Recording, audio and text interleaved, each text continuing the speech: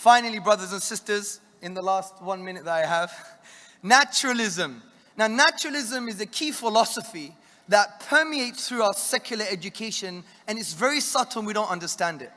Naturalism is the view that there is no supernatural, the universe is a closed system, everything within the universe can be explained physically and via naturalistic means. And this worldview is an unjustified worldview, but it permeates throughout most of the secular education in the 20th and 21st century and affecting the minds of the Muslims. I want to show you that naturalism is a flawed concept and a flawed worldview by showing a recalcitrant fact. What is a recalcitrant fact? A recalcitrant fact, brothers and sisters, is a fact that resists a theory. For example, say we have the police, they come in and they take me and they say, Mr. Hamza Tzortzis, we're going to take you because we have drug charges against you, because at 3 o'clock today, you were dealing drugs. A recalcitrant fact to their accusation, a fact that resists the accusation, is the fact that I was here delivering a lecture, right? So that's a fact that resists their theory. Similarly, there are many facts that resist the theory of naturalism, that things can only be explained physically. And let me give you this example. It is you.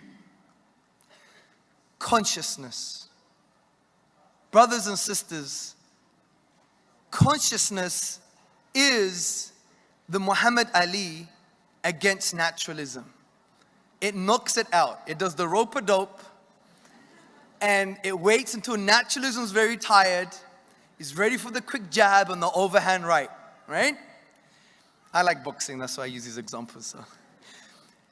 Because consciousness, for it to be explained comprehensively, you need to have supernatural explanations, non-materialistic explanations. Let me explain. It is well known in neuroscience that if I'm eating something, there's some neurochemical activity that they know that I'm eating something. They could even tell me that I'm eating with my right hand and that I'm enjoying it.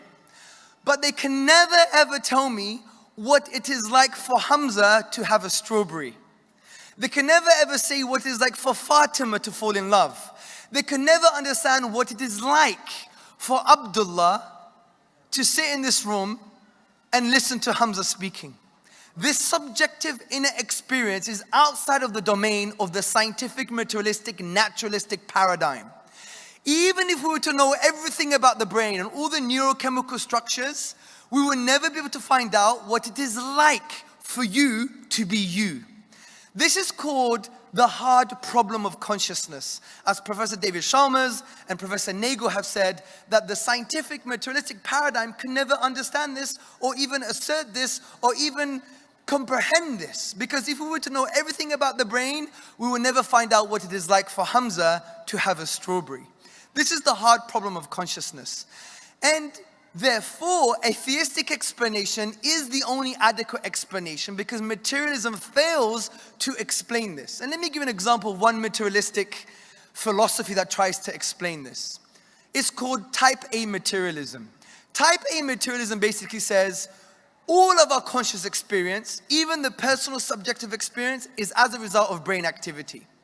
But this is fundamentally flawed because it can't answer a few questions. Number one, when two different human beings have the same neurochemical patterns, they have different perceptions of pain.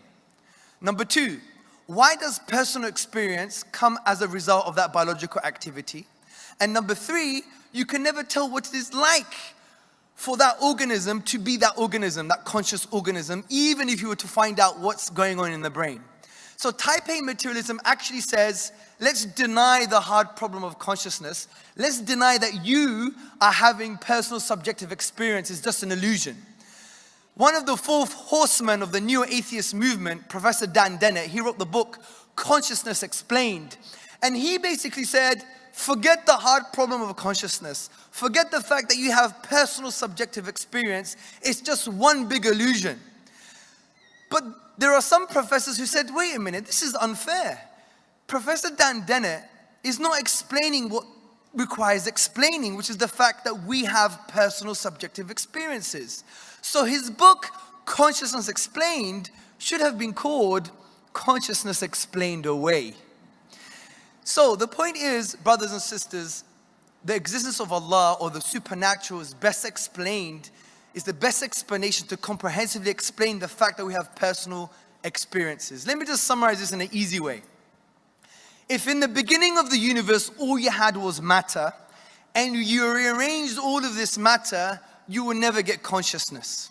But if in the beginning of the universe you had an all-aware being that created matter and created beings with an internal subjective awareness, then it makes sense that these two things can interact within this universe. It's simple as that.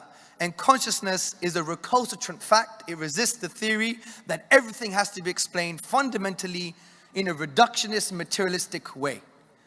And to summarize, if everything is matter, then it doesn't really matter.